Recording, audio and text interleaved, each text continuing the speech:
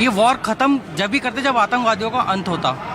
मेरा तो मानना ये कि गलत सीज फायर कर दिया। मैं तो कह रहा हूँ रुकना ही नहीं चाहिए था। युद्ध जब तक उनके बंकर ख़त्म ना हो जाते आतंकवादियों के सारे, देन उसके बाद हम सोचते हैं आगे। अभी तक जो नुकसान पाकिस्तान को हुआ, उनके 13 एयर इस बेसेस, उनके मिलिट्री स्टेशंस, आतंकियों के ऊपर उनके आतंकी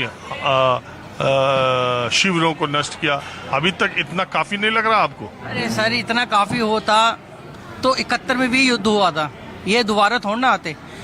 अभी तक खत्म ही नहीं होना चाहिए था, क्योंकि 71 में युद्ध हुआ वो कम था, तब जाके ये देखो आज तो 2025 में युद्ध हुआ है। क्यों? इन्हें लग रहा है कि अभी इतने से कुछ नहीं होगा जब तक हमारा सफाया नहीं हो जाता। 99 भी हुआ जी, हाँ 99 में हुआ था, बहुत छोटा था, याद नहीं है मेरे को। 71 की याद लड़ाई है, क्योंकि बहुत जो होता है एक बार उछलती है बात तो 71 की उछलती है। तो मेरा मानना ये है कि इससे सफाई कर देते तो ही सही रहता, कि आगे चल के इतने सैलानी ना मरते। अभी जैसे ये होता आए दिन मरते ही रहते हैं। देखो कि अब क्या पता कश्मीर की क्या इतनी खूबसूरत जगह है जहाँ घूमने लोग जाते हैं, हिडन लोग बहुत मर रहे हैं जो बाहर आती नहीं है खबरें। तो मेरा मानना ये है कि चलने देते युद्ध जब तक सफाया ना हो जाए। लेकिन जिसकी जड़ में सर, ठीक है, जिसकी जड़ में ही ये आतंकवाद हो, ठीक है, इसके लिए तो फिर पूरे पाकिस्तान को ख़त्म करना पड़ेगा। जड़ में ही प्रॉब्लम है ना, जो उनके आर्मी में प्रॉब्लम है, ठीक है, कौन जनरेट कर रहा है सब चीज़ों को, तो ये कैसे ख़त्म हो जाएगा? तो अगर लगता है कि हाँ अगर पाकिस्तान ही पूरी जड़ है, तो मेरा गलत कहना सही नहीं है कि मेरा कहना कोई गलत नहीं है कि सफाया कर दो पाकिस्तान का, कर देना चाहिए। किसी एक मुल्क का पूरा सफाया हो सकता है? अरे सर, अगर आतंकवाद है वो मुल्क तो सफाया करना ज़रूरी है। एक ही जरिया है कि पनाह कौन देता है? पनाह वही देते हैं, तभी तो इलाज करना उनका जरूरी हो गया था। इस बार जरूरी क्योंकि अब हद हो गई थी। सेना ने भी कहा कि अब हद हो गई थी, आप हमारे सिविलियंस को, हमारे सैलानियों को निशाना बना रहे हैं। और इस बार भी पाकिस्तान ने जो सिविलियन एरिया है, वो रिहायशी इलाकों में उसने लोगों को जब निशाना बनाया, तब भारत 165 किलोमीटर अंदर तक घुस के मारा उसने।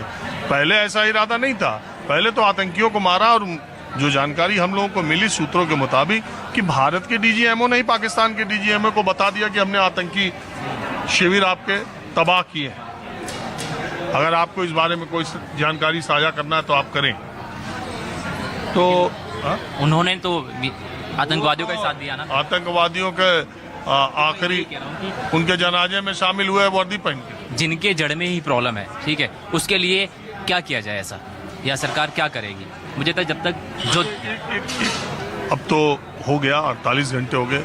एक सवाल बड़ा विपक्षी दल भी पूछ रहे हैं, पार्लियामेंट सेशन बुलाने की बात कर रहे हैं। अब देखो जैसे जैसे समय बीतेगा वैसे वैसे अब इस पर राजनीति भी तेज होगी।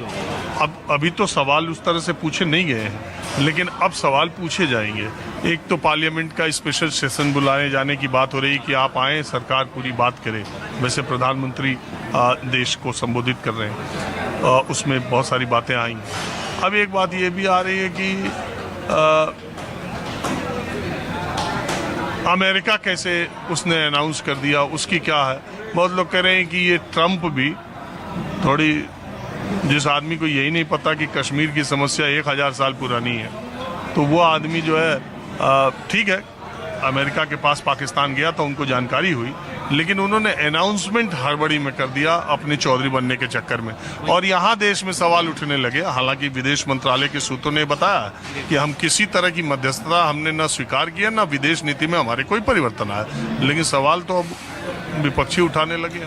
मैं इसी पे शुरू में मैंने कहा कि ये जो कन्फ्यूज़न है, ठीक है, ये सरकार को क्लियर करना पड़ेगा कि उनका रोल रहा है या नहीं रहा है, ठीक है। तो वो जब तक मोदी जी या कोई भी एक है ना जो इस चीज़ के जिम्मेवार हैं, वो जब तक आगे क्लियर नहीं करेंगे, रही बात कुछ तो है अंदर, ठीक है, इंटरनेशनल वाली चीज़ें क्या हैं, वो तो जब तक सरकार क्लियर नहीं करेगी तब तक कैसे हो पाएगा। मैंने इसी का कतई कन्फ्यूजन है। अच्छा ठीक, चलिए आप लोगों ने बात की, इसका बहुत शुक्रिया। अब मैं थोड़ा कुछ और लोगों से बात करता हूँ, कुछ और लोगों के साथ मैं बातचीत शुरू करता हूँ। दरअसल देखिए, एक बात तो है कि पूरे देश को, मैंने कल भी ये कार्यक्रम करते वक्त कहा था कि जब मैं खुद भी निकला था और देश के लोगों से बातचीत करने में सारे लोग उस कार्यक्रम में, हालांकि वो कार्यक्रम मेरा टीवी पर आ न सका क्योंकि जो मैंने रिकॉर्ड किया, जैसे ही ख़त्म किया वैसे ही सीज फायर का ऐलान हो गया। लेकिन उस पूरे कार्यक्रम में ज़्यादातर लोगों का ये कहना था कि इस बार किसी भी कीमत पर सरकार को किसी भी तरीके से कदम रोकने नहीं चाहिए और इस बार फैसला हो जाना चाहिए। हालांकि ज़्यादातर लोग मेरी तरह और आप भी और ज़्यादातर लोग ये मानने वाले हैं कि युद्ध से किसी एक तरफ का नुकसान नहीं होता है, दोनों तरफ का नुकसान होता है। और भारत जैसी बड़ी अर्थव्यवस्था और बड़े देश के लिए ये और भी युद्ध में फंसे रहना किसी तरह का विकल्प नहीं हो सकता। उन्होंने गुनाह किया था, हमने उसका कई गुना उनको दंड दे दिया, लिहाजा अब इस मामले को यहीं रोक देना चाहिए और रोका गया। अभी बहुत सारी बातें इसमें आना बाकी है, लेकिन इतना तो तय है कि भारत के जो स्वदेशी एयर डिफेंस सिस्टम है उसने पूरे पाकिस्तान से, चाहे पाकिस्तान ने टर्की के ड्रोन का इस्तेमाल किया या चीनी मिसाइल का इस्तेमाल किया, आज ही सेना ने कहा कि हमने चीन की मिसाइल को भी मार गिराया और तुर्की के ड्रोन्स को भी मार गिराया और ये हम अपनी स्वदेशी तकनीक से कर सके।